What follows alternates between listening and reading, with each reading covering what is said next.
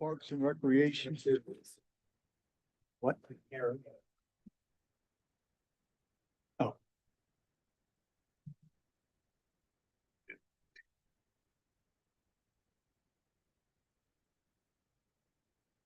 Now I bring the Parks and Recreation Committee to order and turn it over to. Yes, sir. Good evening. The first item on the agenda is, okay, thank you, is a presentation of the Gahagan Park Visitation Report. This was done in collaboration with Clemson University. If you are a numbers person like me, you will love this report. There is just a ton of really good information. I think numbers tell the best story. So I'm excited to share this with you tonight. So the data that we're going to look at came from Placer. Placer is a location-based services data company that provides visitation and market analysis. Clemson University told me that they had used Placer AI to do some controlled studies. Placer AI is very accurate. However, in the controlled studies, it's almost always a little under. So I think knowing that we could expect these numbers just to be slightly under actual numbers. So what we did is we basically geofenced Gahagan Park in its entirety. You can see the boundaries there. And then looking at the last 3 years of attendance, the visits, those are total visits for the year. Unique visitors is the number of people unique that had come to that facility. So if you're looking, last year we had 109,000 unique people that came for a total of 425,000. The visit frequency was 3.89. The average dwell time was 94 minutes, which is about a ball game. You can see the visitors, the distance, 40% are coming from less than 5 miles away, which I think speaks greatly to us being able to serve the community that we are here to serve. Visitors that are over 50 miles away is about 15% or 14% of our total guests. And then there's just some demographic information if you're interested in some of that data. But the thing that really stuck out to me in this is I always say Gahagan Park is at max capacity. We can't put any more people in that park. And I think these numbers tell that story just with the consistency of users that are coming there. This shows you attendance. Our greatest attendance last year was 4th of July. We had just over 9,000 people that one day. You can see the spikes. The spikes are going to be weekends when we have tournaments or events. And here shows just our top visitation days. And each one of those is a tournament. And again, this shows the hourly. This is what we would expect for us. All our leagues play starting around 5:30 and they're wrapping up around 7:30. And then just attendance by day of the week. Again, Saturday is going to be our our busiest day just with tournaments. I found this interesting. The whole park is just a heat map. The one place that everybody goes when they visit is the playground. It's the bright red corner there. I thought that was kind of fun to see. So if you look at the total visitors that come to our park, this just shows you the distance that they're driving. The technical definition of a tourist is 50 miles or more. And then Placer AI will also tell us where they came directly before and where they went directly afterwards. So when you look at the top 10 businesses visited, you'll see a lot of gas stations, restaurants, Dick's Sporting Goods, which is not surprising given our purpose there. So again, this just dives directly into the dining, where people are going to eat before or after. And then hotel I did want to spend a couple minutes on this information here. So the top 10 hotels by visitation, Placer AI cannot tell us the visitation, what it equates to into hotel stays, but we can see, where people were staying. Number 4 is a little puzzling to me, but I think in a later slide we might be able to kind of see a little make some explanation for it, but because a lot of people are coming from further north even than I expected, so that might just be a good kind of stopping point. And then I also think some of these make a lot of sense if people are making a weekend and visiting the Charleston area as a whole. The average tourist spend for this area is $201.66 a night. The average number of visit per nights is 2.7 for a tourist. I did the math, so I'm going to flip over. So if you took just the folks that were visiting from greater than 100 miles, so throw out everybody that's coming in from 50 to 100 miles. If you look at just the people that are coming from greater than 100 miles, and then you assume that they're going to stay 2 nights, which is less than the average, which is 2.7. And you use that spend, which is $201 for an average party size of 3. That's $4.3 million in economic impact just from those tourists that are coming over 100 miles away. That's huge. That's significant. And then everybody else that's, 50 to 100 miles, we know some of those people are going to stay. Not all of them will, but that economic impact is significant. That's just the hotel. Doesn't include The everything else. the $201 includes total spend. Yep. So this map here shows our visitor zip codes. And then this is our top 20 visitor zip codes for those people that are coming from more than 100 miles away. You can see, we're coming as far north as Massachusetts and going down to Florida, really staying mostly on the East Coast for sure, though. And again, I think a lot of that is just driving distance to the facility. Now, this slide, this is not unique to Gahagan Park. This is to the area, but we just included it just because we thought it was really good information just for Summerville in general to see where people who are coming to Summerville, these are the top markets that are visiting Summerville.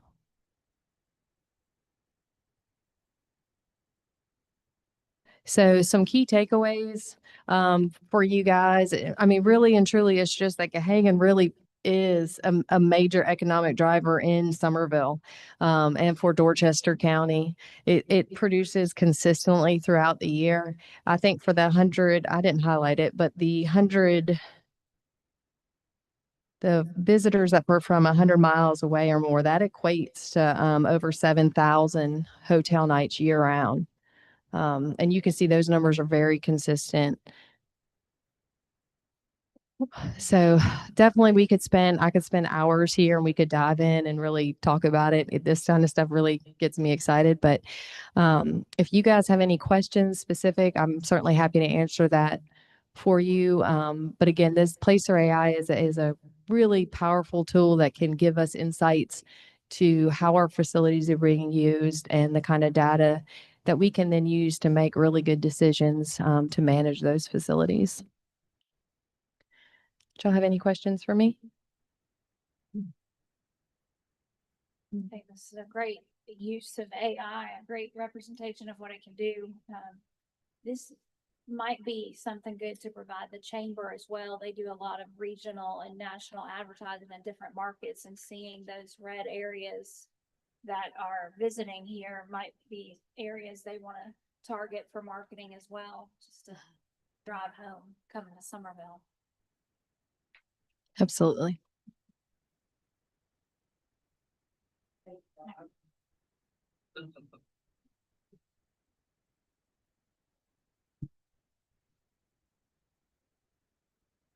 Wonderful. Okay, so the next item is project updates. These will go pretty quickly. So Short Central, I just wanted to let you guys know that there was a presentation to the BAR on November 4th, and we did receive approval for that stage. So that project is moving forward and working on construction documents, the civil plan.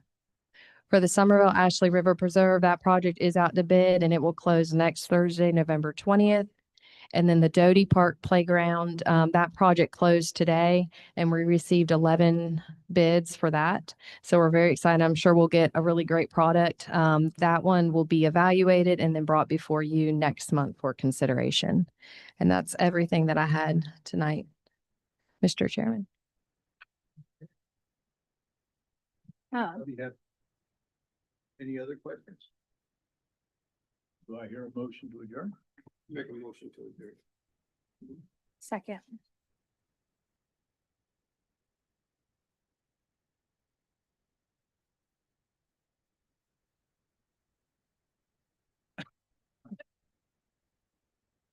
You've been a lot.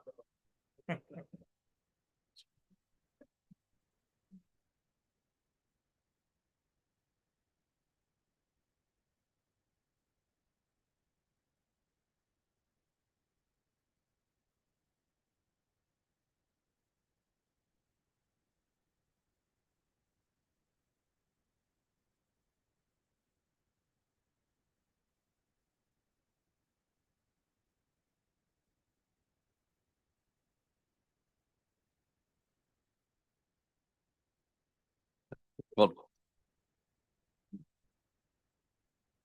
there's no green light. I call the planning and development committee to order, and Ms. Jessie, it's all you tonight. Good evening.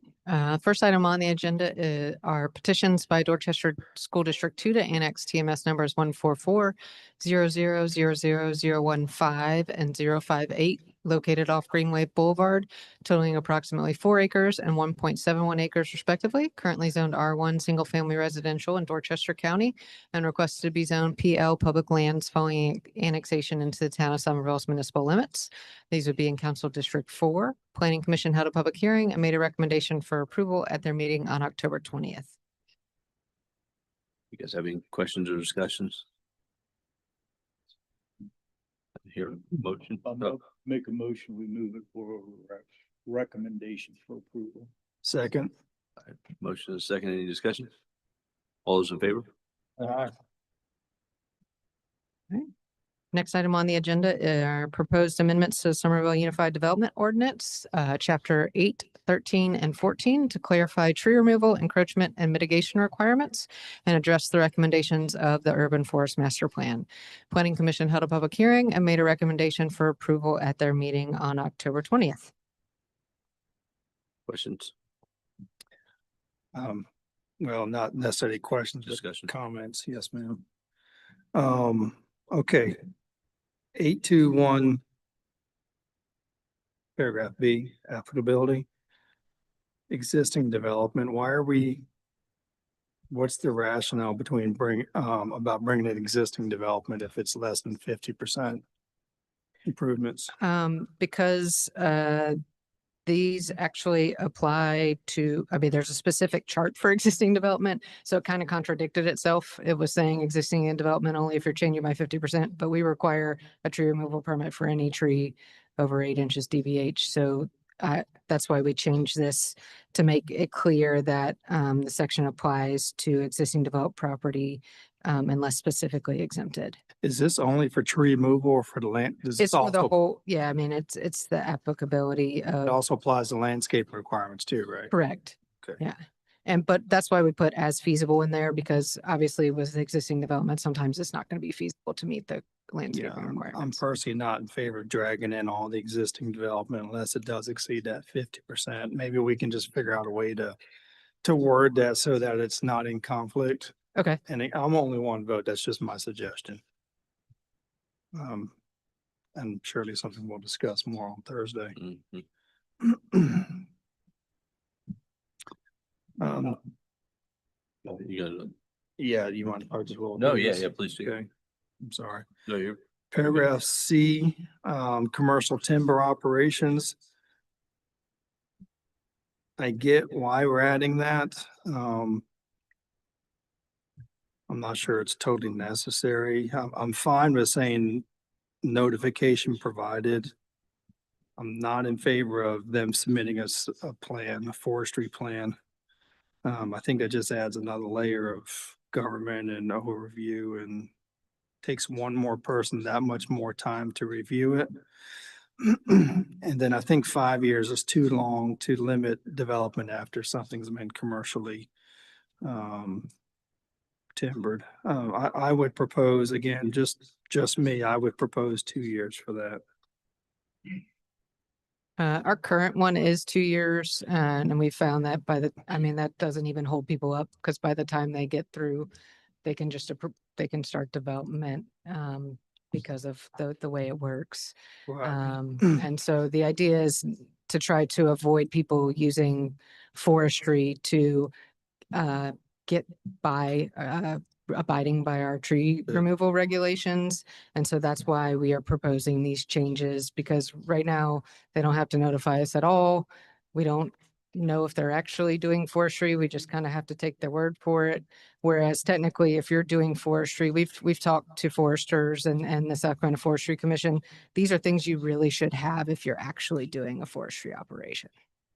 So you should already have it. It shouldn't be something you'd have to develop, just because we're asking for it. It should be something, if you're doing a true forestry operation, you should already have this Yeah, understood. completed. We can certainly debate that on Thursday. So just Jesse, I'm asking now Mhm. myself, if somebody can go in and just clear cut a property and call it forestry. And that's, they don't have to come to us and notify us or anything. Did I hear you say that right? I mean, technically, they're supposed to have a business license, Right. Whoever's doing the actual forestry operation. Yeah. And I mean, we can ask for proof that it was actual forestry and that they didn't just clear cut it. But it's difficult to require that without specific language in our ordinance. The forestry, the state protects forestry because it is one of our major economic drivers for the state. So this is all within, kind of the existing, what's allowed, we're allowed to request. And the 5 years is the maximum that we can hold it up. Not hold it up, but the maximum we can Yeah. not allow development, Yeah. per state law. Beyond And so that's, that was my other question. What's the significance of the 5 years? it's just the maximum that max. state allows. Okay. Mhm. Well, maybe we can limit it to a minimum amount of acreage. No forester is going to come in and clear 5 or 10 acres, especially since we don't have a lumber mill And with it. we have had people claim forestry for 2 to 5 acres of land, and Yeah. we don't have a way to, so I don't know if you want to only exempt it for over a certain acreage, and then we maybe wouldn't have to have as much language. I don't, Yeah, for certainly discussion we can- purposes, maybe you could tie it to a certain acreage. okay. I know we don't have a mill within 100 miles of here. No one's really doing any forestry at the moment. If they say they are, then it's going to be a big tract and they're hauled in a very long way. Well, I think even some of the smaller tracks, it would be good for us to have purview of the storage lot on Old Trolley Roads. And a good example, there was two oak trees, I think. They were this big around. They were like 3 foot in diameter, and he just got paid $500 and. Well, that's kind of what I'm saying, it's exempted for parcels over 20 acres, over 50 acres. I don't know how many of the Yeah, parcels we and still I have in don't- town. The problem is that the state law doesn't really define an acreage, so I don't know that we could not exempt forestry under a certain acreage. Because That's, of it. I mean, that's why we're trying to make it require these things, because if it is a large tract of land, they're gonna have this information and just be like, oh yeah, here's my plan, here's what I'm doing. Whereas, yeah, the smaller ones that claim forestry, probably really are just clearing the lot so Right. that they don't have to Right. abide Thank you by for our tree clarifying that. requirements. Section 831. Paragraph A, we're talking about who needs a permit and who's exempt from a permit. Not exempt, but but a permit shall be issued for these situations, 1, 2, 3. I'd like to add a number 4. For any tree that's within 10 feet of an existing dwelling or business. You want to add number 4? Is that what you said? Yes, ma'am. And I can give you the notes on that if that's of interest to you. I think you and I have talked about this before. We had, I have a constituent with a very large pine tree within about 6 feet of the corner of his house. And he was denied a permit to take it down because they said it hadn't damaged his foundation yet, but I know a pine tree can, at some point is going to damage that man's foundation, so. And I think it even in our existing ordinance, it talks about being able to remove trees within 10 feet of a proposed structure, so why not also make it for an existing one? Well, the thought process behind that is obviously if you're building a structure, you need room to be able to get around that structure while you're building, Mhm. which is why the 10 feet is generally approved outside of the, the actual footprint of the building, because you can't reasonably operate equipment around that without severely damaging a tree that's within 10 feet. As far as existing structures, there's lots of different types of existing structures. You have a mobile home which doesn't have a foundation. Or if we put that in there, we would have to approve, say there's a 30-inch live oak that's within 9 feet of a mobile home. We would have to approve that tree because it's in there, that we have to approve any trees within 10 feet of a structure that are requested for removal. And I don't think that's really what y'all want to do. So I'm certainly open to talking about ways to maybe meet what you're looking for without requiring us to allow removal of trees that we really don't want to allow to be No, I'm not removed. interested in mobile homes either because they are mobile by definition. I'm talking about permanent homes, and the one house and tree I'm talking about, I'm sure when this guy built his house 40 years ago, there was not a pine tree there, or maybe it was very small, but now it's become troublesome. This is just one example, one of many that have come to me. So if we can consider adding a number 4 in there for trees within 10 feet of a And if we could permanent structure. if work you the want. language for primary dwelling or, Yeah, mixed I mean, dwelling. also, there's obviously a difference between slab on grade versus, or a raised slab versus something that's on a crawl space. Obviously, your crawl space just has piers, so roots that, aren't necessarily going to cause an issue that may cause an issue with the slab on grade. So I mean, the distance from a tree is certainly taken into account Mhm. when trees are reviewed for removal. It's certainly not like it's not taken into account. But I guess it is good to have that flexibility because sometimes it may not actually be causing any issues. Well- Just because a tree's within 10 feet doesn't necessarily mean that it's going to cause issues. There are just lots of factors to be taken into account. I love the flexibility that we provide you guys to do your job. I just really want y'all to exercise it and use the flexibility, not just go back to the ordinance from time to time for situations, like that is doing damage or will soon do damage to somebody's home. And that would be my only suggestion there. Yeah, and a lot of times if someone is concerned about damage from roots to the foundation, what we'll ask them to do is maybe try and dig out a little bit by where the roots are going towards. And if we see an obvious, a large root obviously going towards that foundation, that will be something that considered and much more likely to approve that because of that reason. Well, the other thing we've been asking them to do is to go get a certified arborist to do, and I think that's unnecessary in this particular case to spend another several hundred or $1,000 on top of the thousands of dollars it's gonna cost to take down the tree. I mean, admittedly, a lot of certified arborists will do an evaluation for free if they think you're gonna use them to remove their tree, but, I understand what Yeah, you're we can- saying we in can terms of debate it there. extra fees. These are my suggestions, and I may be one of 7, okay? Section C, tree mitigation standards. I believe a grand tree should be 24 inches. In fact, a lot of places we do business, a grand tree is 24 inches and they exclude gum trees and pine trees. I'm not about to exclude pine trees and our motto is a pine is sacred, but I believe a grand tree should be 24 inches and a protected tree should be 16 inches. I can tell you the thought process behind that. By the time you get to 24 inches, a lot of those grand trees may be starting to decline. And so the idea is if you protect 16 inches DBH and greater, then you keep a larger variety and sizing of trees in your tree canopy so that you're not just protecting those biggest large ones that are honestly starting to be sometimes on their way out. And so the idea was if you go to the 16 inches, you protect the trees that are usually in their prime, and provide the most ecological, economical benefits for the town. And same thing with 8 inches. If you don't start protecting them until 16 inches, you're going to lose over half of your canopy. That is the next growing, the next growing, and we're already losing our canopy. So if we stop protecting what we're already protecting, we're just going to lose a whole lot more.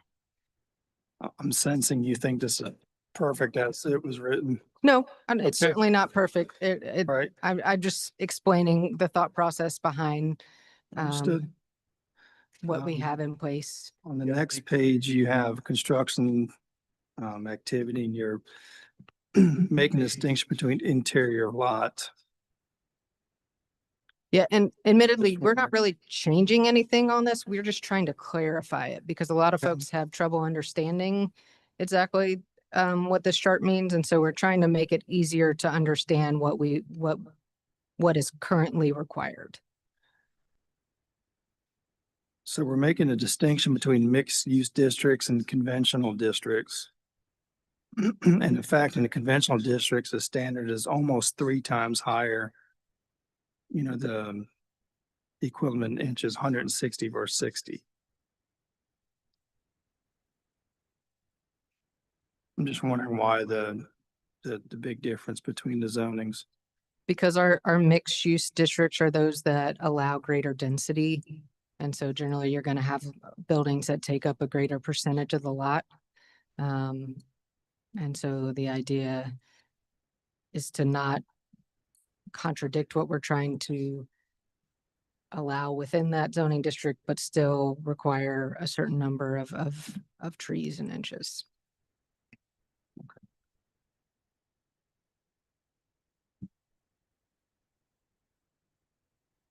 Mitigation alternatives, section 823.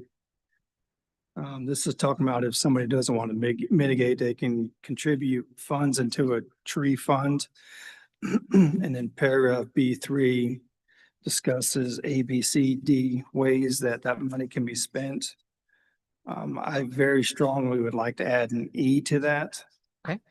I would like to be able to contribute that money to burying overhead power lines, for example. Instead of butchering our trees every 5 years, when Dominion goes and trims these trees for overhead power, I'd much rather find a way to bury those power lines. Not only for the trees, but for in times of hurricane, those are the first areas that lose power. What kind of revenue does that generate on an annual basis, Not nearly enough to bury Well, power lines. yeah, I'm just curious. I'm just I curious. think Do you right know? now we have approximately like 200, a little over 200,000 Turns out. in the. Is in the is that tree fund. from, what duration would that be? What kind of time frame do you know on it? I think that's the last. I mean, that's not 3 annual, obviously. No, no, no, that's think. not annual. That's like over the last 3 to 5 years, I think. I don't remember exactly how far that goes. I was gonna say, and we had a couple of large contributions last year from larger subdivisions Okay. that are in the approval process. Good.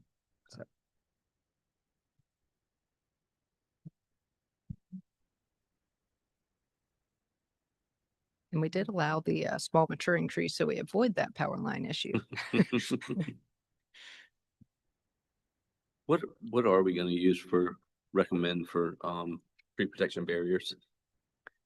Generally, we give folks a choice between certain, either they can use wooden 2x4s, Okay. they can use chain link fencing, or if they want to request something else and we believe that it's sturdy and will withstand construction, then we'll Right. certainly consider something else.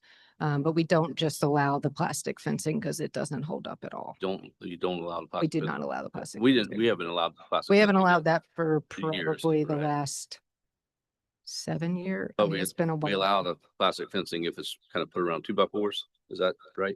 So sometimes we also allow the required silt fencing Right, because okay. it's backed by wire. Sometimes we allow that to count as the tree protection. We don't make them do both if they're going to be in the same place. Okay, that makes sense. Typically, that's where the tree's outside of the disturbed Correct. area anyway. Right. Yeah, it's outside Yeah. the disturbed area, so we'll allow that since silt fencing to But count. it still has to be protected, whether it's outside. the circle or Yeah, if not. they don't have, if it doesn't require silt fencing, then they would need that tree. Right, protection, okay. So in that same section, 833, B5, we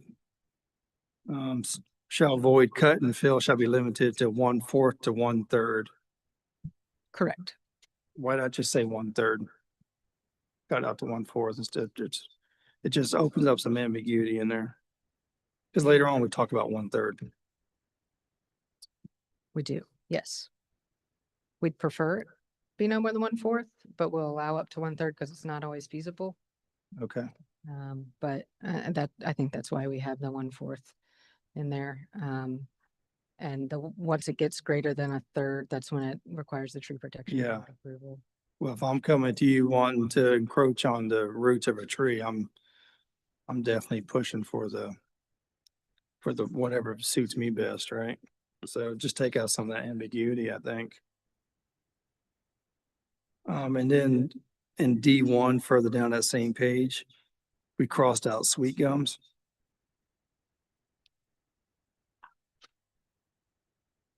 I don't know if anybody in this room don't appreciate the sweet gum. Good burning wood. I like that. I mean, you want to dry it out for 3 years.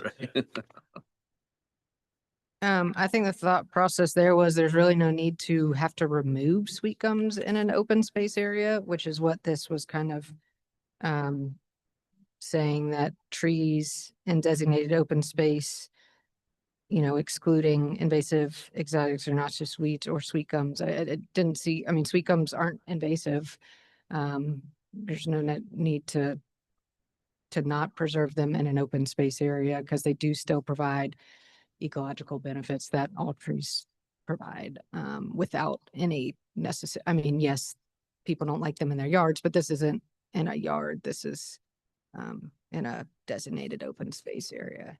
And a lot of our wetlands do have sweet gums. And I think that was kind of the thought behind taking them out of that is we don't want people going into wetlands and trying to remove the sweet gums. Okay. I'm almost done, I promise.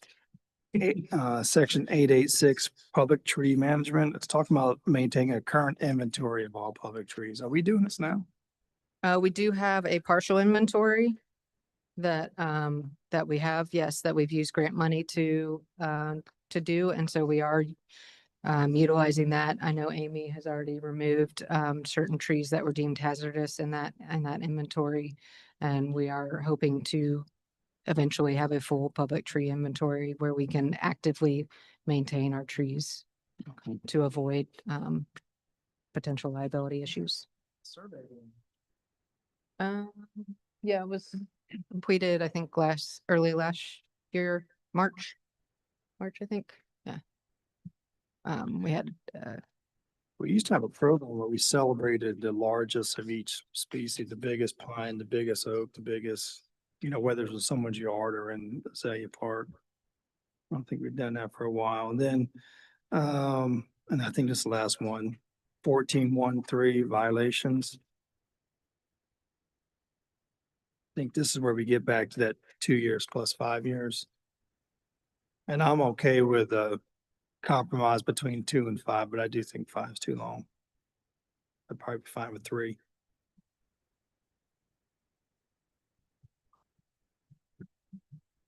all right. Mhm. Yeah.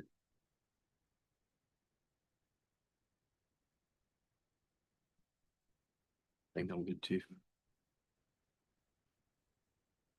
Any questions? Other discussion? Covered this one? We don't like sweet gums. How about a motion? I'll make a motion that we move it to Yep. Sorry, May I ask a question? sure. Teacher. Well, never mind, go ahead. We'll figure it out. to move it Yeah. to full council with a recommendation for approval while looking at possible amendments. I'll second that. All right, motion, There, motion is second. I'm not sure, wait. That's fine. Well, he may have Jesse do the amendments before he actually brings. it Is that what you're wanting? You're wanting the Well, amendments what we beforehand or? do is Let's get the council, go forward, then y'all as a council talk Thursday night Right. and figure out how much of any of this we want to try and incorporate, and then we can defer. We'll have another one for second reading. Second reading. Or if you don't do first reading Thursday night, we start doing first reading in December. Based on what the conversation, how the conversation Very is. good. All right, any other discussion? All those in favor? Aye. Ayes have it.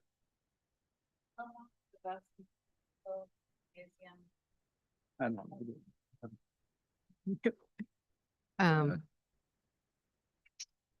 know. Next, we have approval of site plan for the Dorchester School District 2 bus maintenance facility at 286 Old Fort Drive, zone PL, which is why it's coming before you.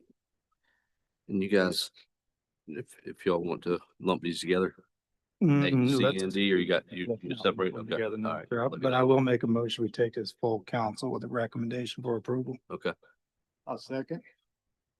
all right. All those in favor? Aye. Aye. And the second one is approval of site plan for a new gymnasium for Somerville High School at 1101 Boone Hill Road, also zone PL. So just when I was about to jump on my bandwagon about how we should not be reviewing school facilities, I've got some concerns about this one because I know there's significant flooding on that practice field and down by the ROTC building.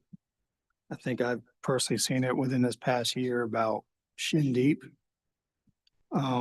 And I can't really tell where they're trying to send the drainage for this new, looks like there's a new pond, but it's going to. Yeah, there is a a new wetland pond area proposed. Not a I didn't defined look ditch outlet. super closely at the drainage, Yeah. but I mean, it will obviously go through full MS4 permit. Yeah, and I'm not gonna deny it, but I do want us to take a very close look at where that water's going and even to a greater extent, figure out what's going on with the canal that runs through the high school property between the high school and the junior parking lot. We've seen flood in there that we haven't seen in a very long time down in there. And I will note that both of these do not have to go to design review board because of changes that were made, previous UDO changes that were made. They can be approved at staff level because they're not visible from the road. And I feel like we need a wider vision because while we're approving all of these smaller properties, ponds, the river is full. Those ponds have nowhere to go. I mean, we're to the point that where the waste treatment plant is, the Ashley River doesn't even turn there. It goes straight through. Right. So this is all additive to the end of the river. Well, we might be getting to a point where we need to kind of master plan the whole system again because, and Bonnie knows by detaining water at a particular project, you could actually be making the project, the problem worse. Whereas a site that's near the outlet, near the Asher River, they shouldn't be detaining their water at all. Just let it go. Let it go. Otherwise, you're detaining it until the most of the water comes and now it stacks up together. So Get a water balloon. the point being, I do want to take a really close look at their drainage plan. No, I don't think there was a motion, was there? No, there wasn't. Okay. Just have a It's like I motion. missed one. Make didn't I? I'll make a motion, we move it to council for approval. Second, Motion is second. Any discussion? All those in favor? aye. Make a motion, we adjourn. I'll second that. All those in favor? Aye. Aye. You. Thank you, Ms. Desi.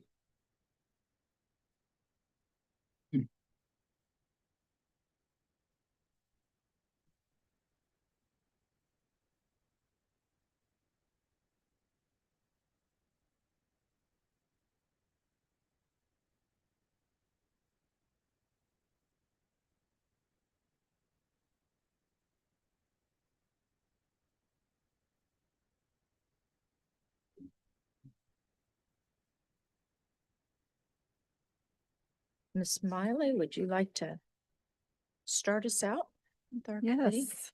All right. Good evening. The only item on the agenda is discussion of proposed Sumter Avenue and South Laurel Street intersection improvements. This came up several months ago when we got the concerned resident was talking about the Laurel Street traffic and possibly making that one way. But then also this intersection was discussed because the Bicycle and Pedestrian Committee, they frequently this to staff's attention as well, like wanting it to be safer. Right now it's just a big, it's a wide Y area with the yielding movements and, it's number 4 on their priority list of just wanting it safer. So this was a, conceptual plan. It removed a lot of the asphalt. That's the dashed area. Removing that, adding some green space in there to make it more of a kind of like a 4-way intersection right there, bringing the folks coming on Sumter towards Central Avenue where they would have to stop before turning right and then, going on towards Central. But before we, decided to move forward with making any improvements there, we just wanted to get it in front of y'all to see what y'all's thoughts were. Would that be a 4-way stop? Right now, it is not proposed to be a 4-way stop just because the intersection with Central Avenue is just right Mhm. past, there's a light there. But it would be, a 3-way stop. The Okay. other legs would be a stop condition.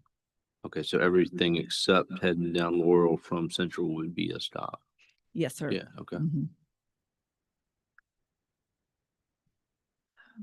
So crossing on, if you're on the sidewalk right there by the Presbyterian Church and you're coming down, and you wanted to cross over it, to go on the Laurel Street Playground, you would have a controlled intersection there then.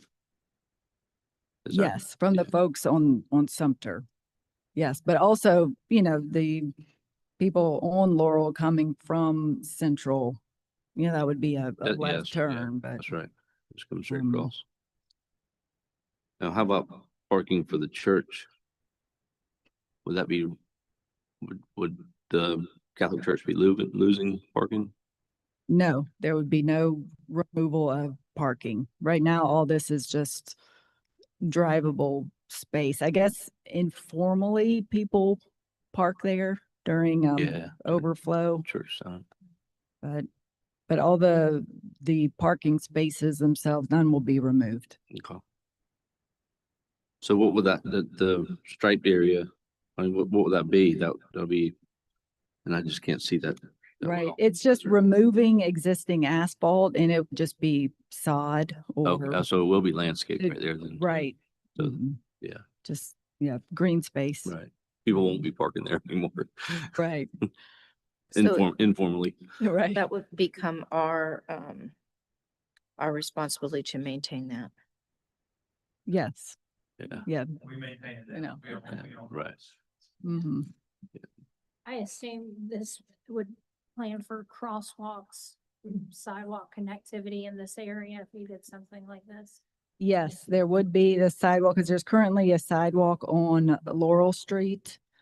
And so that will remain and then it will, right where Sumter gets realigned to the stop condition, sidewalk, to tie into the one that's currently there along Sumter.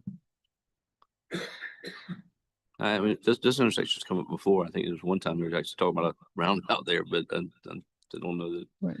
I don't know if there's enough room for the- Yeah, no, I don't think that was feasible, but, and it is one that probably is I used to walk that area a good bit, run that area when I still had a set of knees and it was, yeah, it's tough. That's tough crossing. Yeah, I think something needs to be done there. So the way this reads, there would be 2 new stop signs, correct? There's already a stop sign for Laurel. But there would be a stop sign for Sumter. Sumter. Just one new stop sign. And of course, the one-way street has a stop. Well, it says new stop signs, so it has 2 new stop signs on here. I'm guessing they'll be moved sign, they're moved. It would signs. be, right, that one on Laurel, it would be relocated. Yeah, What's our ability to do this? in-house. I think we could do in-house. Can we afford it? You're just ripping out asphalt. Right, okay, Right. okay. Yeah, so all of Mhm. this, our guys would do all of this. Yes, that is the plan. I don't have any issue with it at all. I think I Yeah, think it'd be a good move. Okay. Okay, Is well, there a crosswalk crossing? I can't remember off the top of my head from going South Laurel crossing Sumter to the other side. Mm-mm. so we need something. No. And of course, this is just the conceptual first Mm. stage. And before we do any improvements, we can bring this back before y'all. Cause it does show new sidewalk right here at the edge of the pavement. With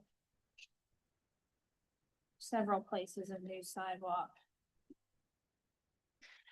I think something needs to be done with that intersection. I think this is a great starting point to send it to Mhm. council for further discussion. Okay. And that's your, motion? I'll second Yes. that. All right, all in favor of sending it to full council? I Any opposed? None. Okay. Thank y'all. All right, move to adjourn. Thanks so much, Bonnie. okay. Do we have a second to adjourn? I second that. All right, all in favor of adjournment? Aye. Aye.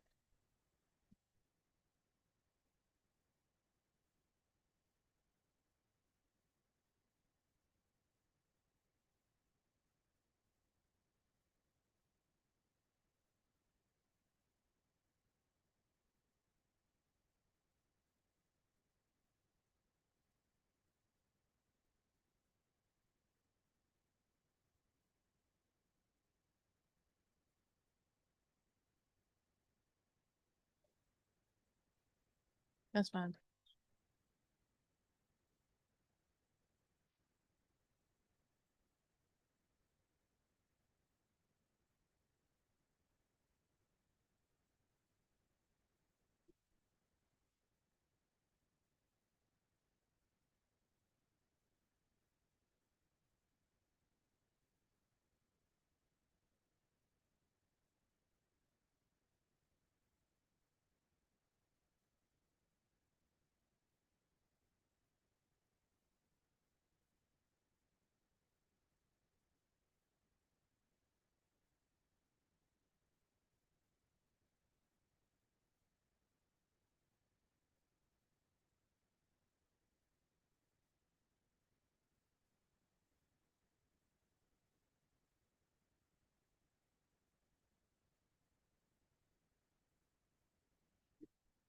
All right, I think we have everyone up front. We will go ahead and call the Finance Committee meeting to order and turn it over to you, Ms. Rhonda. Good evening, Mr. Mayor, members of council. You have the October financial report before you. We have completed about 1/3 of the year. This report shows we have taken in just under $1.7 million for the month, and year to date, just right at $7 million. Expenses are in line with our budgeted totals. We have expended a little over $5 million for the month and just under $17 million for the year to date. Obviously, we've spent more than we've taken in, which is normal for this time of the year. We have transfer in from hospitality to bring our net number to a deficit position of $3.1 million for the current period, and year to date, $8.7 million. Any questions on? For the revenues, property taxes, we collected a little bit, 210,000 for the month, just under $1 million year to date. Licenses permits, we've collected, a little over $500,000 for the month, 2.8 for year to date. I will call your attention to, building permits and stormwater review fees, both which had significant dollars during this month. That kind of correlates with what I saw happen with, impact fees and all for the month. So we had some bigger projects that were processed during the month. Municipal court fines, 24,000 for the month and just over 100,000 for year to date. Our state revenues, which includes a local option sales tax, right at 600, just under 650,000, and a little over 2 million for year to date for that category. Next, Parks and Rec. Collections were about 42,000 for the month and year to date 203,000. Again, a little bit ahead of our budget projections for those categories. Miscellaneous revenues, 179,000 and year to date 763,000. Any questions on any of those revenue items?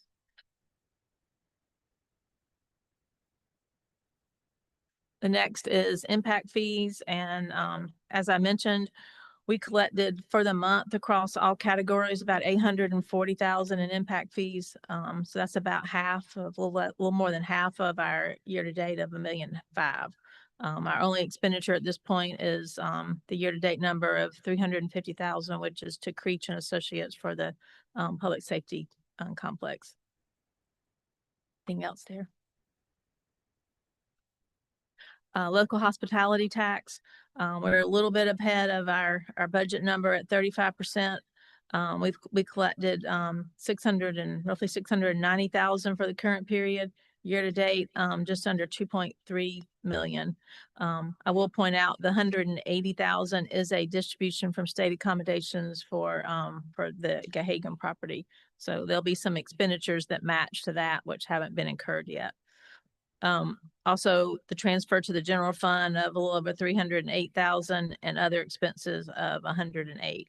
So for the period, we had a little bit of a surplus of just under 300, and year to date, a deficit position of 153,000. That will correct itself over the next couple of months. In September, I believe, is when we had debt service that comes out of the hospitality tax. So that's what caused that. What is the bulk of the other expenses? Is there a bulk item or is it a lot of small things? It's a lot of small things, but it's also, hospitality has, Team 6, that comes out. So there's some personnel costs. There's also, a couple other, admin positions here that come out of hospitality. And there's, tourism, I think, from Parks and Rec. There's a couple of personnel items that come there. Thank you. Local accommodations, we collected about 34,000 for the month and 143,000 and for the year. No expenditures to date in that fund. And lastly is the stormwater management fund. We collected a little bit of tax revenue in that fund, about 4,000. Year to date 36,000, and our expenditures for the month were 201,000, and year to date 769,000. So currently still in a deficit position, which is typical this time of year. Now fix itself. Oh, it'll be just fixed.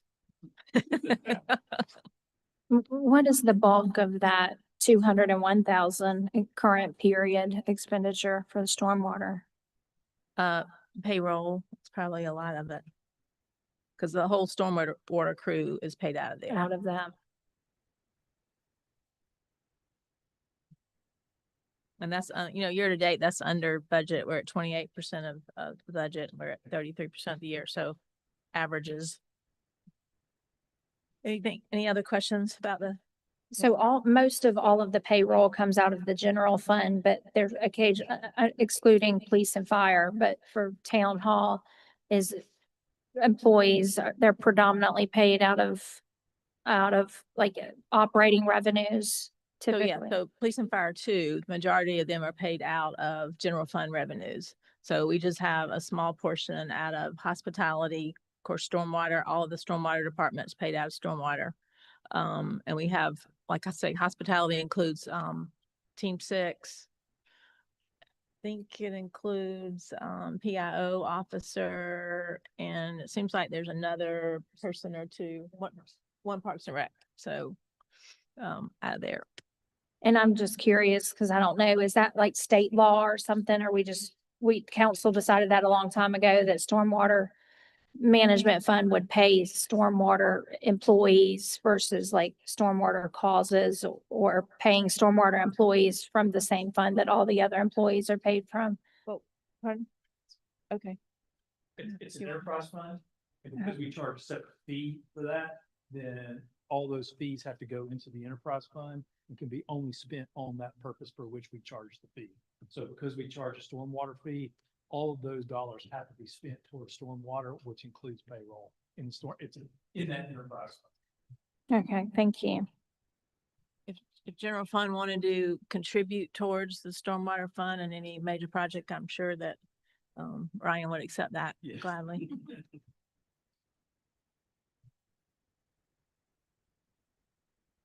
Anything else? Council members, any other questions? Hearing none, we'll move over to the next item. Request by the Greater Somerville Dorchester County Chamber of Commerce to extend the town's tourism management agreement for an additional 2 years. Any questions on that? The reason this is coming, it doesn't come due until July. But the chamber budgets on an annual basis, so they want to know what their next, they want a commitment and know what their next 6 months looks like. So we kind of shuffled this around last year. It has the same 4.1% increase that we had last year. I'll make a motion that we approve this request. Second. All right, motion and a second for approval. Any discussion? Hearing none, all those in favor say aye. Any opposed? The ayes have it. Discussion and consideration of 2025 employee bonuses.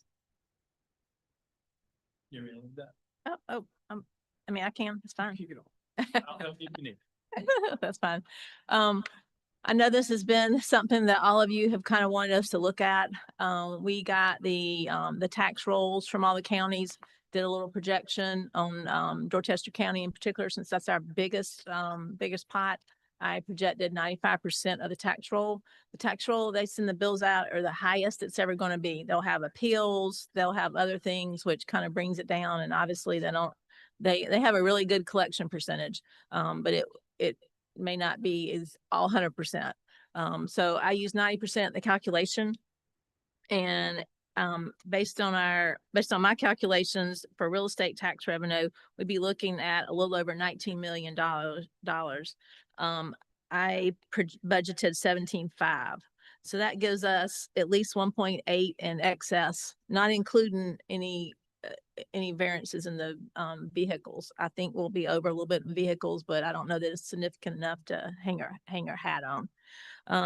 So what we looked at is looking for a benefit, a thank you, a vote of confidence in our employee base to come from you all.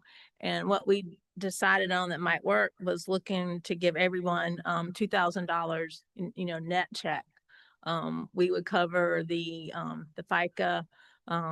We would probably do, I think we figured out 10% on federal withholding, 5% on state, just so every employee could net $2,000.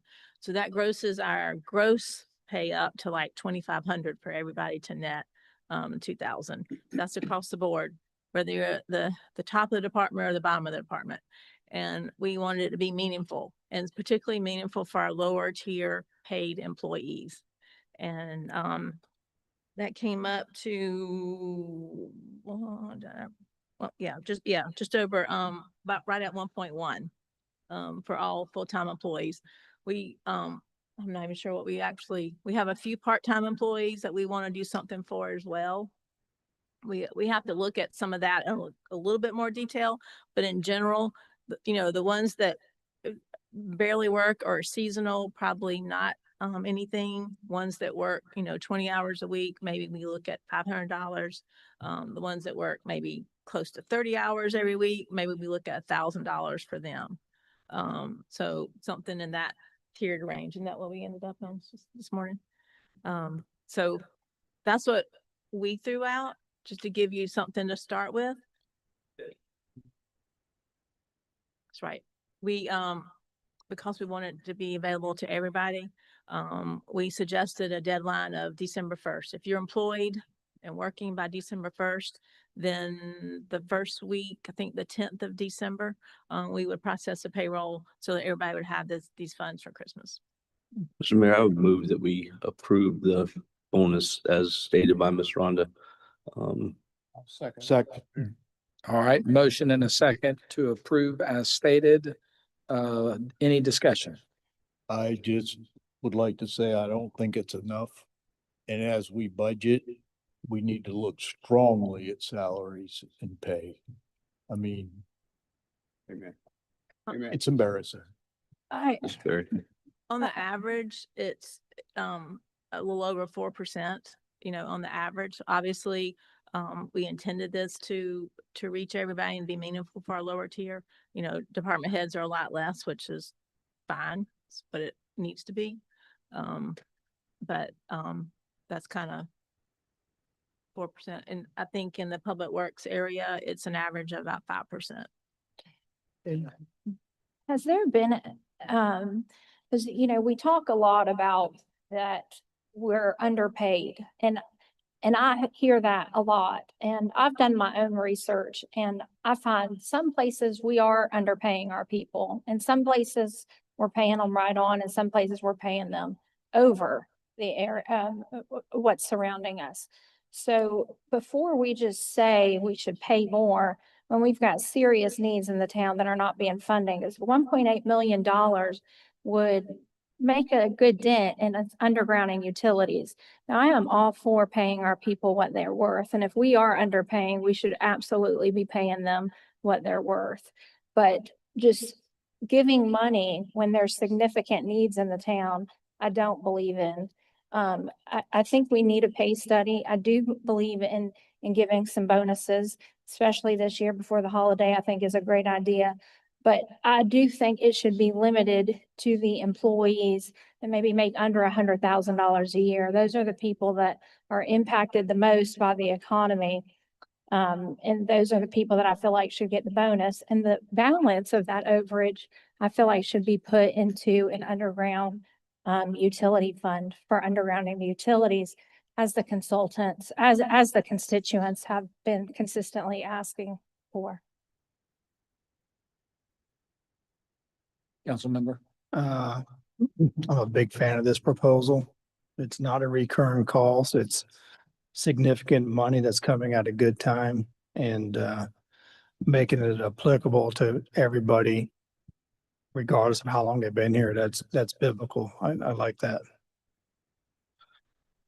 I'll speak to the salaries for just a moment as someone that experienced it for better than 10 years. So, I think during the 10 years that I was employed by the town, we did 2 pay studies during that time period and basically enacted very little, if any of it, after getting the results that stated we were underpaid, comparatively. I know that happened at least twice while I was there. It didn't happen once again back in 2008.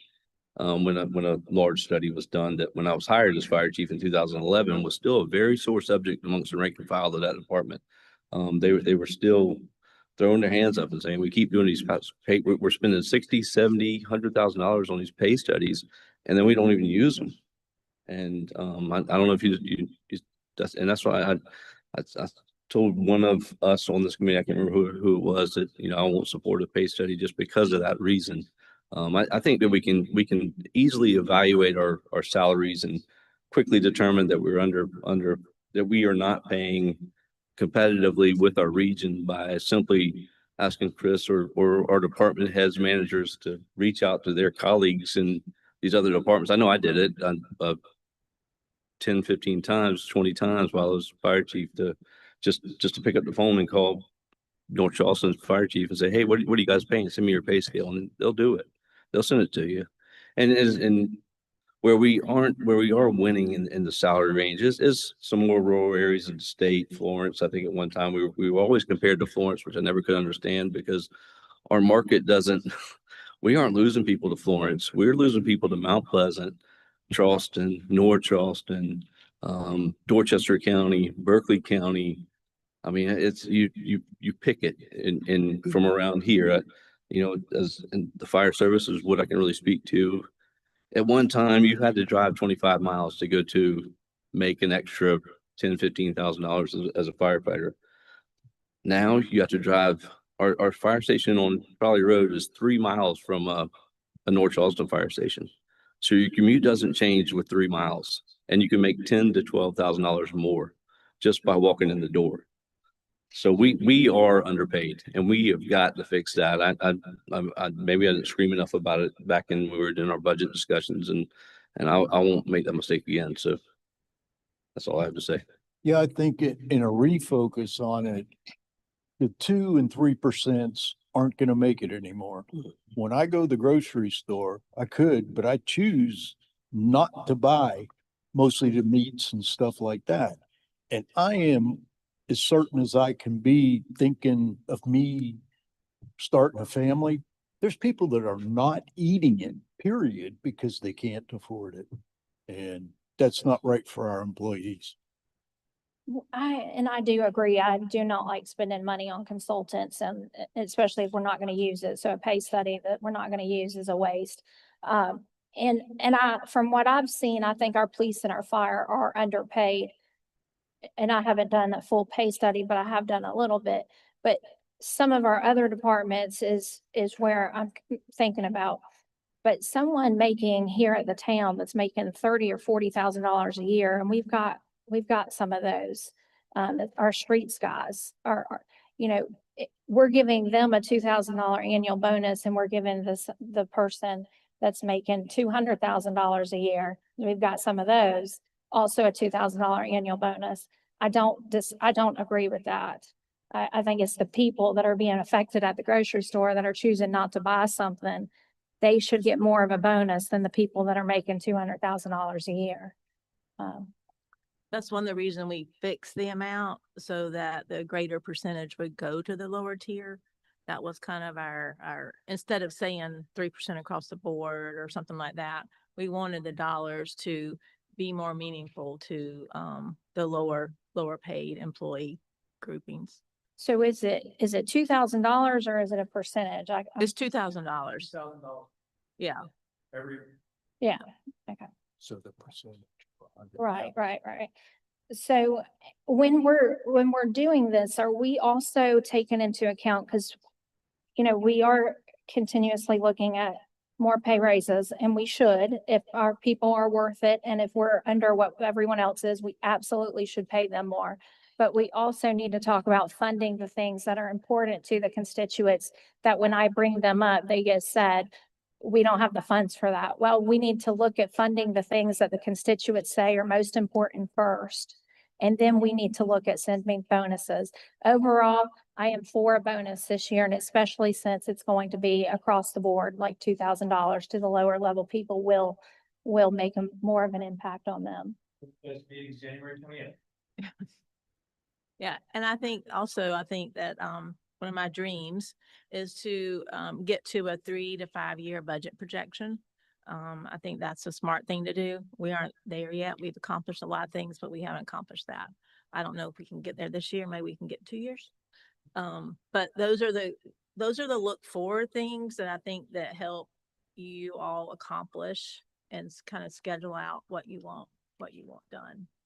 Mayor, may I speak for a third time? Go ahead, Councilman. Another thing that I think we need to realize with our employees is the workload they have and how far and wide they do. Amy, how big is your staff?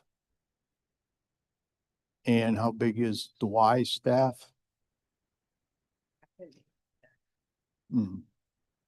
It's multiple times. And our staff does way more varying and spread out projects than the Y. And that's stuff we need to look at as well. And by limiting this to 2,000, that gives us a little bit of cushion to be conservative. It certainly will give us some money to fund balance.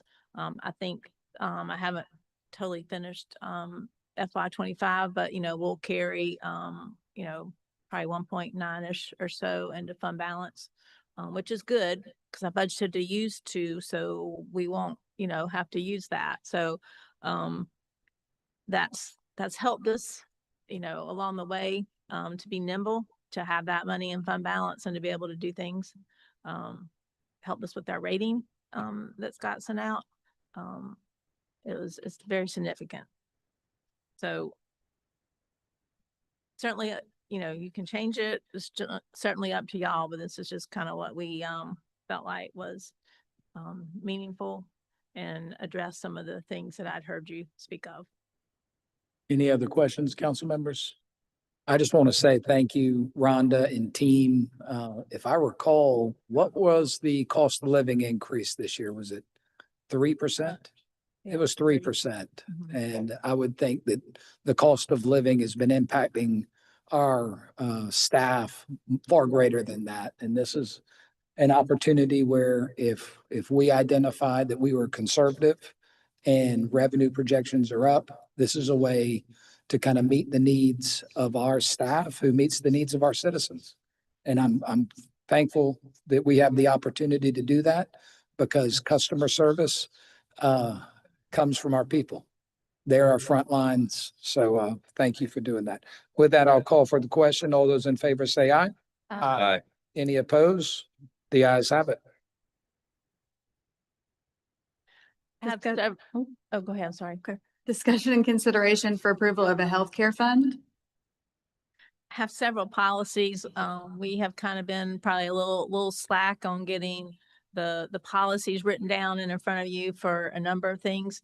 But this kind of summarizes the way we envision the healthcare fund working, and it really needed to get it in writing. This just talks about the ICRA, the payment of the insurance premium, and the reimbursement that we're going to do to the employees. Another thing we wanted to make sure that we had in here is kind of emergency provision. We didn't want any employee to feel stressed or behind the 8 ball with a large expenditure they need to be reimbursed for. So if we need to act, Chris, Scott, and I, we can act to go ahead and get that person either an advance reimbursement or something so they can take care of their healthcare cost. So I feel like this was pretty good. I wanted to say, I think what we may do though, just so it's not restricted to 26, is strike the last sentence that says for FY 26 what the reimbursement amount is going to be, just because that's going to change. I know we're going to be looking at this annually and you will approve it annually. But for a policy, I think stating that you'll approve it annually might be sufficient. If that's okay with y'all.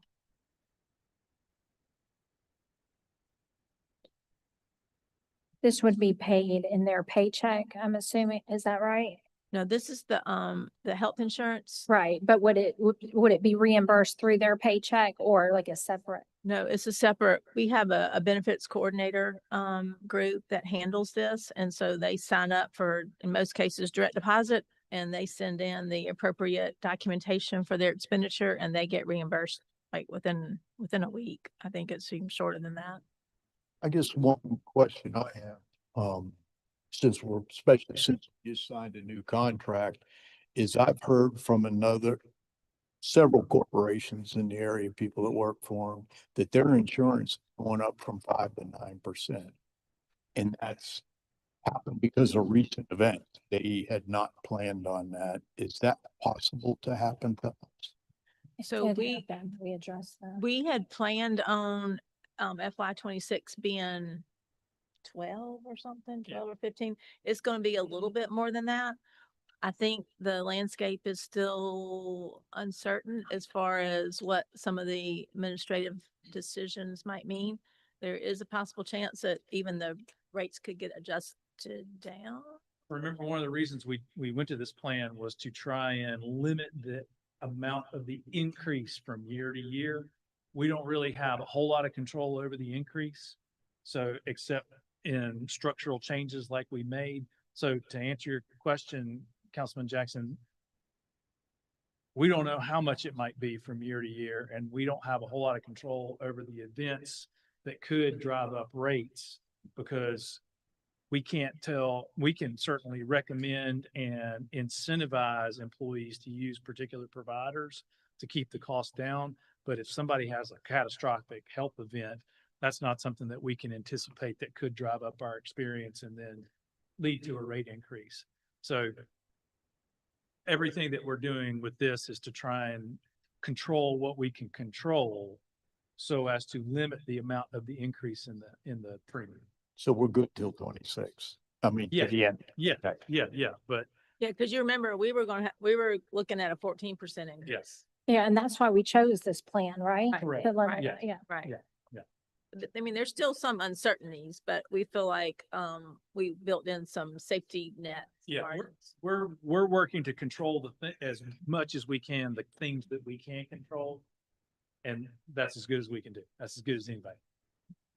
Make a motion that we approve this healthcare fund, as written, excluding, the last two sentences, and for staff to make those changes as they feel necessary. I'll second. All right, motion and a second to approve as noted. Any discussion? Hearing none, all those in favor say aye. Aye. Any opposed? The ayes have it. Thank you. The next we have, we got capital next. Sorry. We've talked about capital fund. We now have a capital fund, but I don't have a policy to go with my capital fund. So, this has a lot of details. Some, I'll be honest, are, things that we have to develop as far as replacement plan, looking at the way we track some of the assets. So I definitely think this is a work in process, but, this gives us a framework to work towards and to manage our capital fund, as y'all so graciously, put together. It talks about, what, the dollar amount of what we capitalize. There were some places that I saw had $100,000 in there for, asset value that we capitalize. I think that's too much for us. So $15,000 with the asset life of 5 years or more. Bulk purchases greater than 200,000. One of the things it talks about in here is our CIP. The one thing that we haven't done great at is taking our CIP once it's done and then updating it. We talk about capital purchases every year, but we haven't really taken the approved capital purchases and folded them into the CIP just to kind of keep it rolling. And that's something reporting wise that can be improved. Talks about that in here.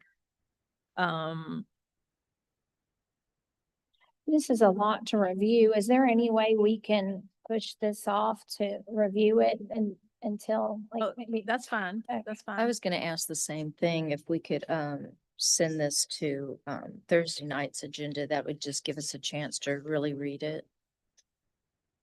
Yeah. That's fine. That or either No, December, because this takes a lot of time to review and dive into. We can push it to December. That's fine. Yeah. There is a lot of stuff, and this one in particular has a lot of ideas. I would welcome your review, so that's fine. it's good stuff. Yeah, it is. I just want to thank y'all for putting it together, that you were talking about the 3-year budgeting process and working towards that. I think this is a good step in Yeah. that direction that Yeah. can really help with that. Yeah. That is one thing the rating agencies made a comment about, that basically your fund balance is good enough that it covers up for the sins of not having a more effective long-term plan. That's right. Yeah. And I'd like to commend you for this. I know I was really shocked when I came here and I sat in your office and I asked for this and you're like, we don't have any of that. So I appreciate you getting this together. There may have been some older policies that address some of this, but I think that everything needs refreshed from time to time. So we'll push this off till December. Do you need a motion for that? Okay. And the last, we can do the same thing with the debt and investment policy if you like. So you have some time to think about that. This was basically Giving us plenty of reading material. This kind of mirrors, state law as far as what's allowed by our investments and, what kind of debt and basically what's allowed by debt and what we might want to do. It just it really outlines what we're doing, but it puts it in a policy format. And we haven't had this in, a while. I'm sure you had one before, but I don't think you've had one. So, we supplied these as draft policies that we anticipated approving for our rating agencies as well. So happy to, and if you have any questions between now and December, let me know. We can talk about them. Anything else that I haven't covered? Thank you, Ms. Rhonda. Thank you. Next is approval of Somerville Police Department surplus vehicles. Unit P 297, a 2016 Harley Davidson Electric Glide with 60,600 miles. Proceeds will be returned to the Narcotics Asset Forfeiture Fund. And Unit P 359 Dodge Charger with 94,283 miles. I make a motion, we approve. Second. All right, motion and a second for approval. Any discussion? Hearing none. All those in favor say aye. Aye. Any opposed? The ayes have it. Item H, the request for a Motorola ALPR additions at 5 locations and a replacement of cameras at 1 location totaling $123,172.80. This purchase is budgeted in the general fund. It was previously approved by council in June 2025. This is from the police department.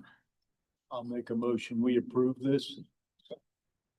All right, motion and a second for approval. Any discussion? Yes, I'd like to ask the question, where is the replacement? It says cameras at 1 location. Where is that at?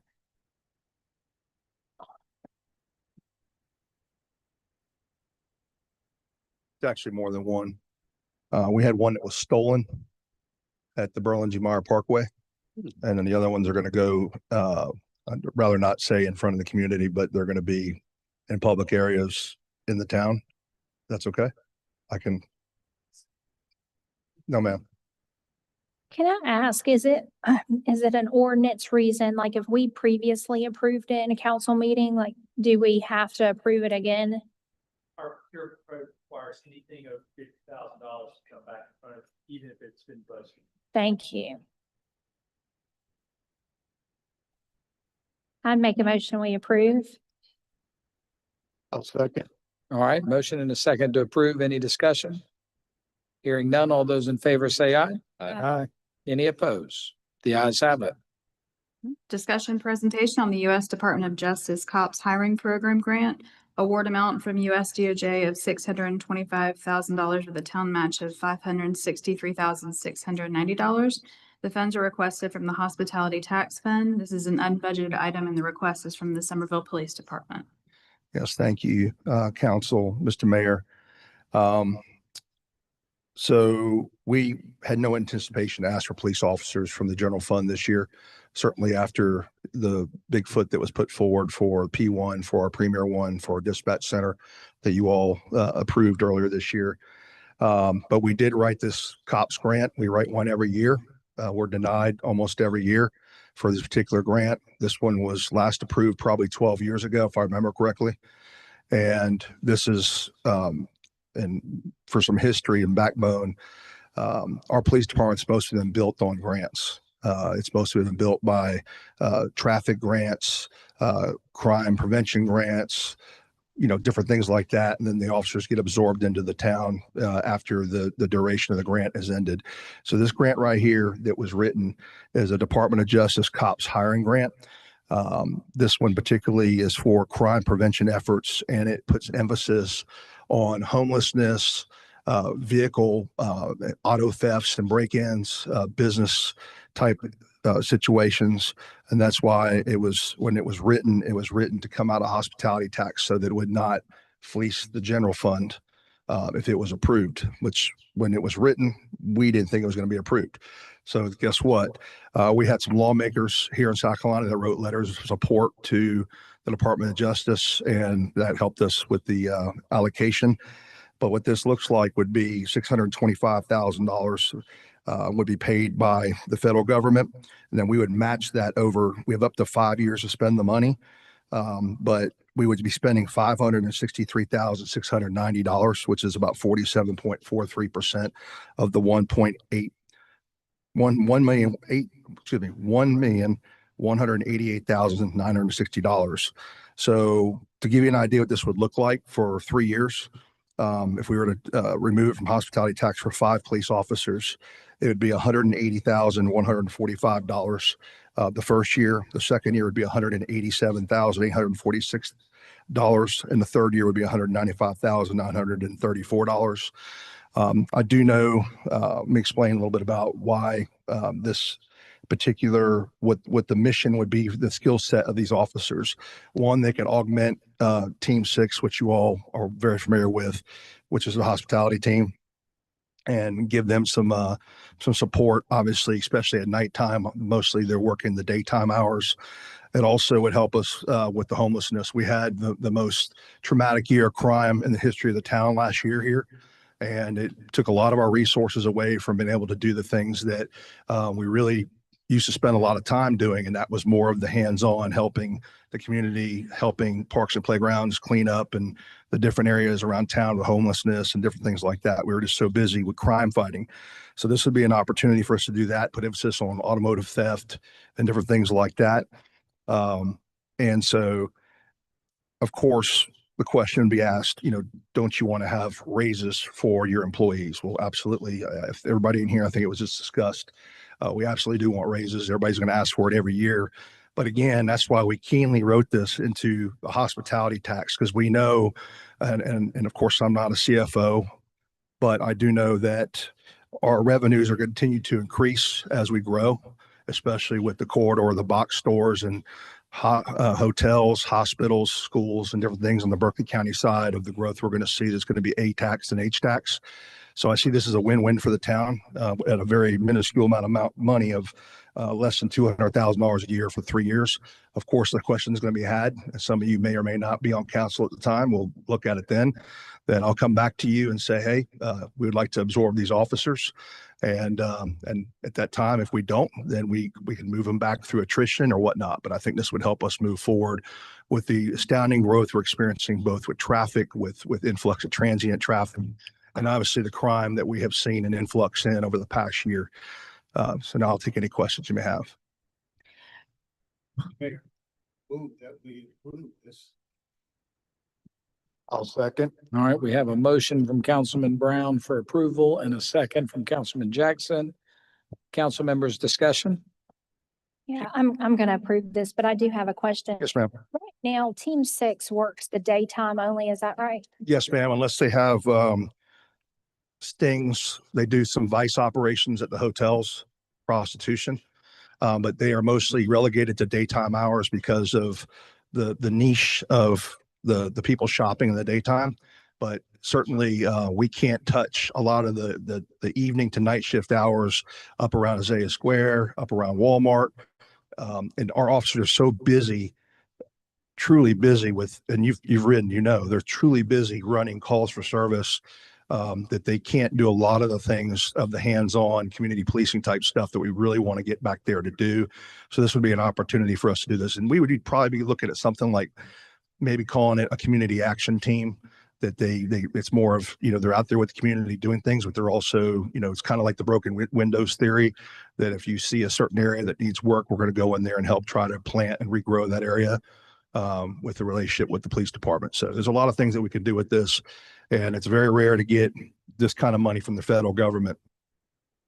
Is there a way to use any of these funds for like equipment, like a fingerprinting machine or anything, or is personnel only? It's personnel only. It does not include equipment or vehicles. And I was going to mention that. So thank you for bringing that up. There are grants that are specific to those types of items, and we can apply for those grants. Certainly, again, we've been applying year after year, and this is the year we got it. It just so happened we came off of our worst year ever with violence. But we can certainly look at those type of capital items.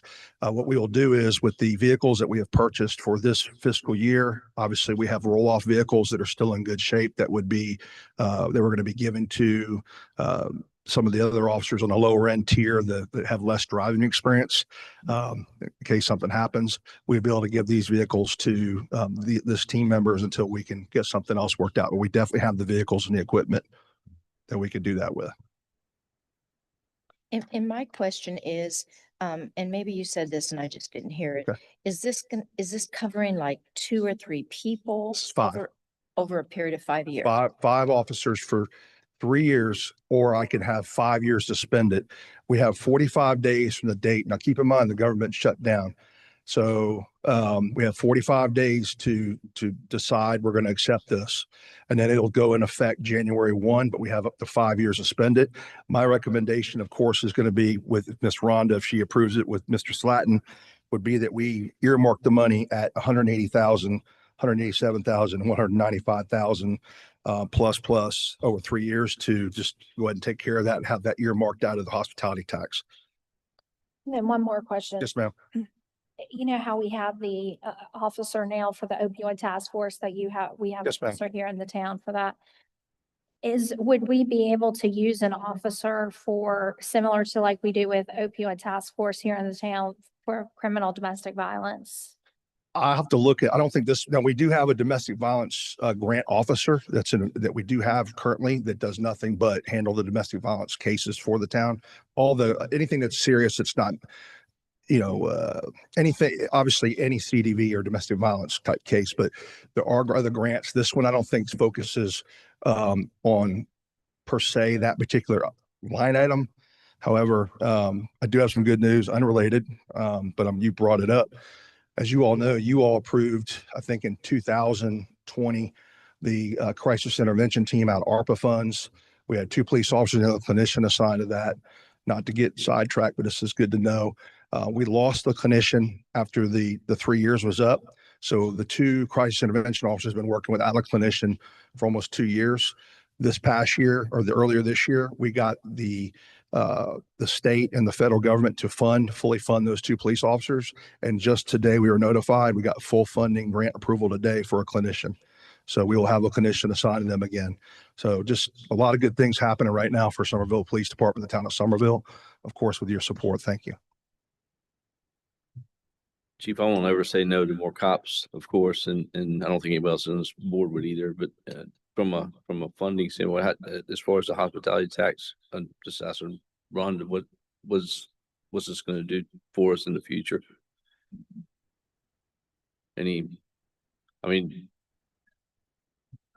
Right. Yeah.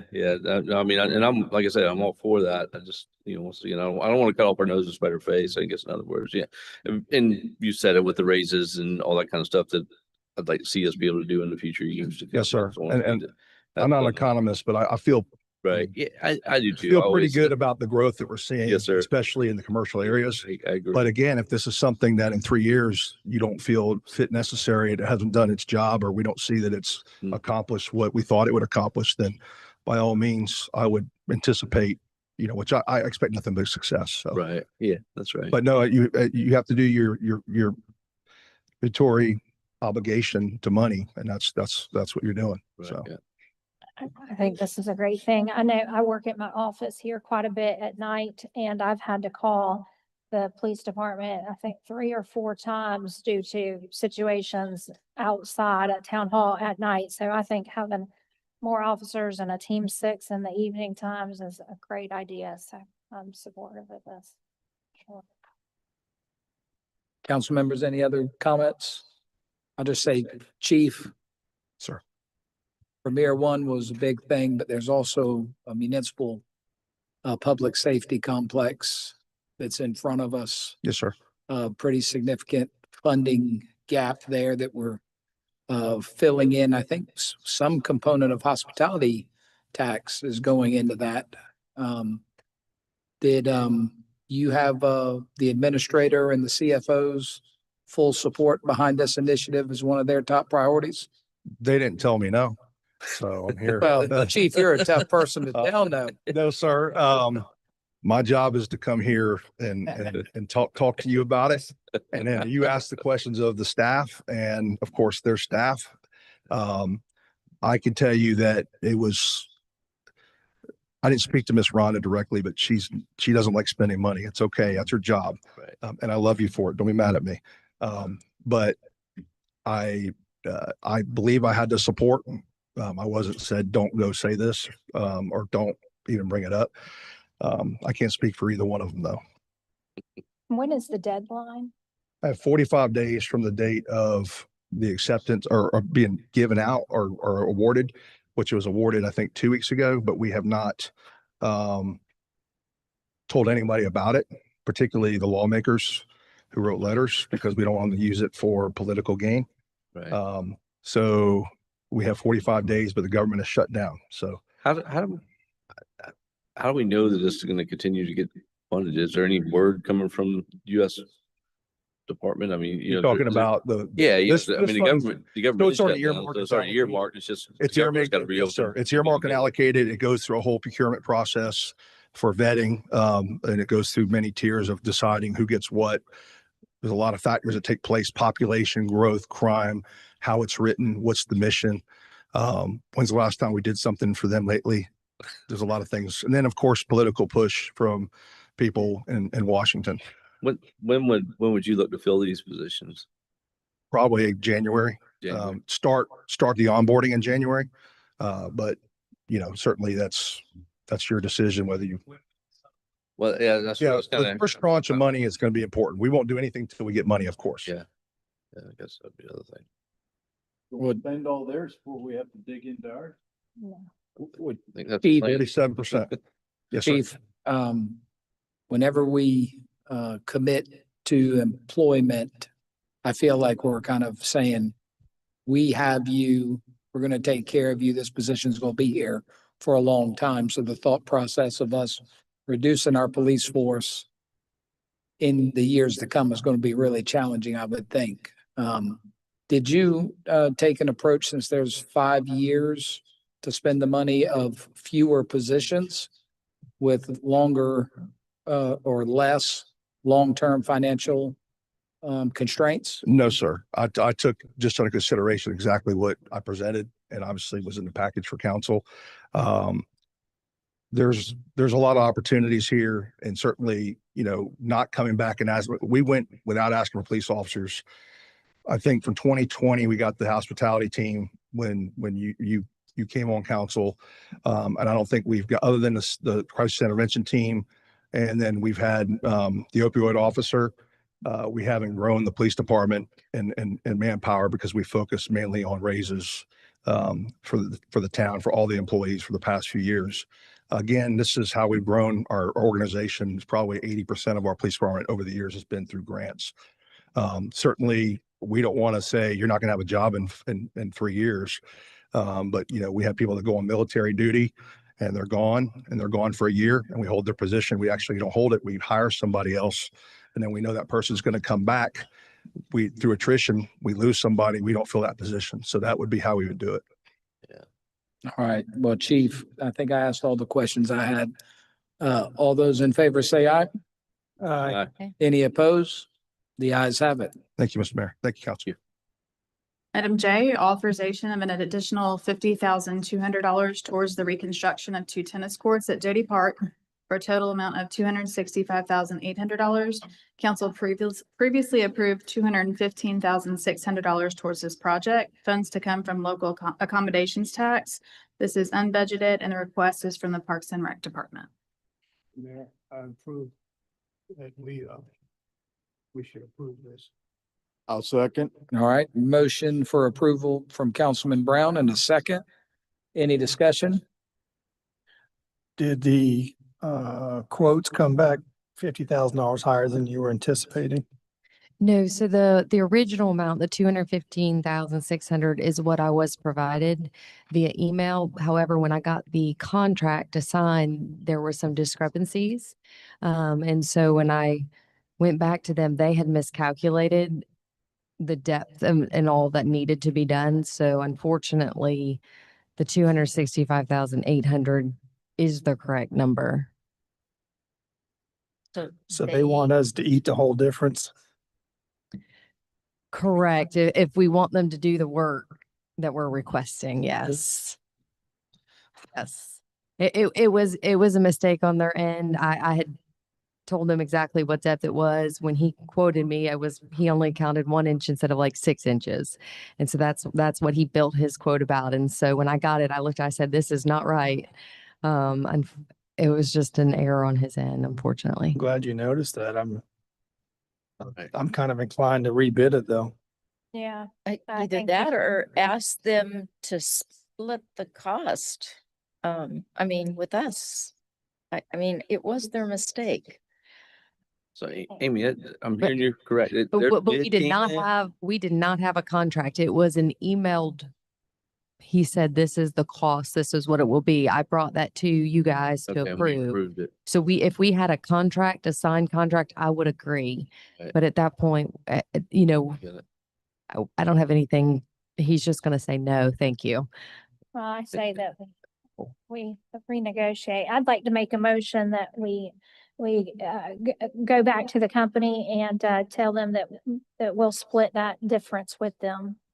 All right, if you're going with a different motion, hold on just a second. Is there, Hey, there's a motion for approval in a second on They the floor. they were the only company to bid on the project. That's what I could put it back out to bid. I suspect that number is what will be resubmitted. 265.8. Correct. Correct. So we only have one company bid this job? Yes, we did. There's only 2 companies locally That built it. that do this type of work that I'm aware of. Okay. All I right, didn't so realize it we- was that much of a specialty, I guess. Old school, I guess. Since we have a motion on the floor, any other discussion for the motion on the floor? Hearing none, all those in favor say aye. Any opposed? No, I say, Yeah. Okay, 1, 2, nay. 3, 4. Okay. In opposition. So I guess the approval has failed. Is there another motion? I would, like, go ahead. Yeah. I would move that we reach back out to the contractor to try to negotiate the 50,200 in some way, shape or form and potentially even put it out for bids if that doesn't work. Again, I'll second that. sorry. All right, motion and a second to negotiate the delta and potentially rebid. Any discussion? All those in favor say aye. Aye. Any opposed? The ayes have it. Town administrators report.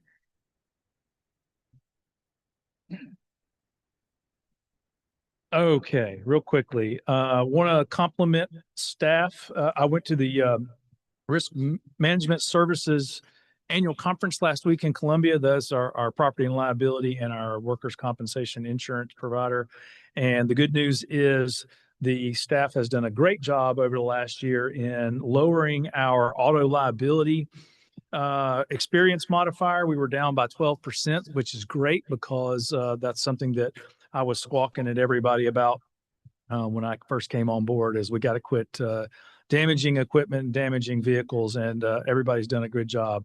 So that has limited the increase in that premium. And then also our member loss ratio on the workers' comp side is 7 points below the SMIT average, which is great. And we had a change in our minimum guidelines adjustment. So our insurance company imposes guidelines on us that if we don't follow, then they surcharge us, but we get a credit because of our ability to improve our guidelines compliance. And so that change from last year to this year was a 20% to the good change in our guidelines adjustment. However, all of that still translates into an increase in our property and liability and workers' comp insurance premiums to the tune of total of about $314,000 for next year, next calendar year. So we'll split that between our 2 fiscal years. Fortunately, we budgeted for that increase, and so we will be able to absorb it. But really proud of the staff and the auto liability, especially since that was a point of emphasis last year. More good news. Our rating agencies have rated our bonds, our IPRBs that we're going to issue to finance the public safety complex. I emailed y'all about the S&P, no, I'm sorry, the Moody's rating, but I forgot to tell you the S&P rating was good also. So the Moody's rating was an AA1. They affirmed our AA1 rating for our general obligation debt, and then they gave us an AA2 for our IPRBs. The AA1 rating is one notch below a AAA rating, the best you can get. That would be very difficult for us to achieve given our size and our economic situation, but it's still very, very good. Similarly, S&P rated our geo debt at AA plus, which is again one notch below AAA, and then they rated our IPRBs at AA. So those are about as good a rates as we're going to get, and so that's a testament to your work and the planning that you've done over the years with regard to our financial management and the staff's management of your finances over the years. So proud of everybody in that way, and hopefully that's going to translate into some good rates and some good financing, and when we go to market very soon. Frank is not here. I was going to mention perhaps, I'll mention it next week or next month. Two announcements. Our own Lenny Larkin has been elected as president of the Municipal Technology Association of South Carolina. Don't be too proud, because once you get on those boards, you rotate to the top anyway. So it's his turn, but that's still a testament to your staff. And then Jesse Schuler last week was presented with the Trees SC Golden Acorn Award in recognition of contributions to community and urban forests. So proud of those. I'm happy to talk about any of these things that I just mentioned or anything that I did not mention. Scott, I did have a question about the site plan for the Short Central project that's going on, and y'all talked about it tonight during the public, Yes. during the Parks and Rec. Yeah. Would that be a public land? That will come back to us for the approval of the site plan? No, that's going through the through the bar review process. Okay, so it doesn't come back to us for final Correct. approval? It does not. Okay. No. All right. Yeah. So I was thinking with it being public lands that we had to approve. It's not, it doesn't have its own Oh, yeah, I guess it zoning doesn't. Yeah, it doesn't have designation. its Yeah, designation. it's just a project on the On the street. street. Yeah. Okay. Yeah. Fair enough. But if there's some input you want to make, I would, No. you know. No, I really don't. Okay. All right. See it. Any other questions? All right. Thank you very much. Thank you, sir. Next is executive session. I make a motion, we go into executive session for the discussion of matters relating to a proposed location with owned by the Interfor company. Second. All right, motion and a second to go into executive session for discussion of matters relating to the proposed location expansion or the provision of services encouraging location or expansion of industries or other business at the property owned by Interfor. All those in favor say aye. Aye. Any opposed? We are in executive session.